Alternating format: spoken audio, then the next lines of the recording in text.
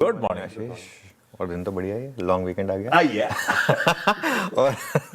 और इतनी जल्दी फीलिंग ही नहीं आई कि कपड़े चेंज करे जाए। ऐसे थर्सडे आ गया फिर रियलाइज हुआ कि तो लास्ट सेशन है। आई नो लास्ट सेशन है, बट ठीक है एक्चुअली। और बहुत लोगों ने प्लान बनाए हुए होंगे वीकेंड के, और वो होप कर रहे होंगे कि बारिश आ जाए, और आ गई। और खास तौर से बस एक चीज़ का ध्यान रखिएगा, अगर लोनावला वगैरह जा रहे हैं तो ट्रैफिक से बच कर रहिएगा, क्योंकि पहली बारिश है, हर कोई वहाँ पहुँचा हो पाएगा। वैसे ही लॉन्ग वीकेंड है, इस वजह से तो देखिए क्या है ना इशू, मामला सारा का सारा।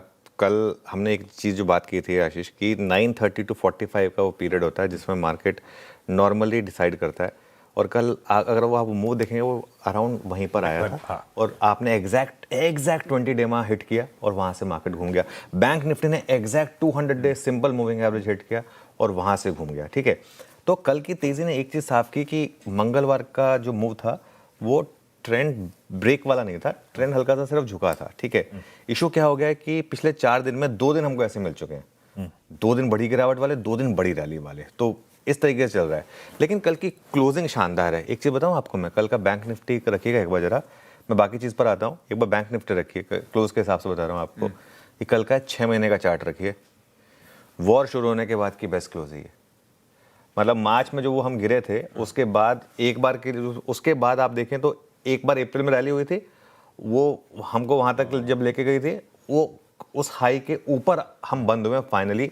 ये वॉर शुरू होने के बाद की बेस्ट क्लोज है बैंक निफ्टी में, और इसका मतलब अब बैंक निफ्टी तैयार है अपने ऑल टाइम हाई की तरफ जाने के लिए, जा रहा है।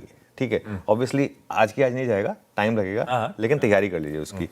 निफ्टी में 24,200 से 250 का एक रेजिस्टेंस जोन है, उसे क्रॉस करना है, क्योंकि हम 2 बार इस जोन में आए हैं, और दोनों बार इस जोन को हम क्लोजिंग बेसिस पर नहीं कवर कर पाए हैं। 2 बार इस रेंज में हम बंद हुए हैं, 24,100 से 24,200, और अगली दोनों बार हम 23,850 से 23,900 तक गए हैं इंट्राडे में। ठीक है, एक दिन तो क्लोजिंग में भी चले गए थे, तो इसलिए तीसरी बार इस लेवल का क्रॉस होना ज़रूरी है। अच्छा, कल एक और मज़े की बात देखिए, कल निफ्टी, बैंक निफ्टी और निफ्टी आईटी रखिए। निफ्टी कितना ऊपर था? 0.8%। बैंक निफ्टी कल कितना ऊपर था? करीब 0.25%। निफ्टी आईटी कल कितना ऊपर था? करीब 2% से ज़्यादा। और कल हमने निफ्टी आईटी की भी बात की थी वैसे, बाय द वे। ठीक है, अब निफ्टी आईटी 2%, निफ्टी बैंक 2.5%। इसका मतलब लार्ज कैप चले, ज़्यादा मज़े की बात ये कि लार्ज कैप चले, लेकिन ये दोनों इंडेक्स 2% चलने के बाद निफ्टी कम से कम 1.5% तो चलना चाहिए था। निफ्टी फिर भी करीब, अगर ये दोनों इंडेक्स जोड़ दें आप, तो निफ्टी का 50% हो गया, लेकिन उसके बावजूद निफ्टी 0.8% चला। उसका क्या कारण रहा? अगर आप कंट्रीब्यूशन देखेंगे तो कुछ एक सेक्टर्स जैसे कैपिटल गुड्स है, थोड़े से सिलेक्टिव ऑटो पॉकेट्स हैं, ऐसे कुछ पॉकेट्स थे जहां पर थोड़ी सी डिक्लाइन आ गई थी, तो इस वजह से उतना निफ्टी नहीं चल पाया।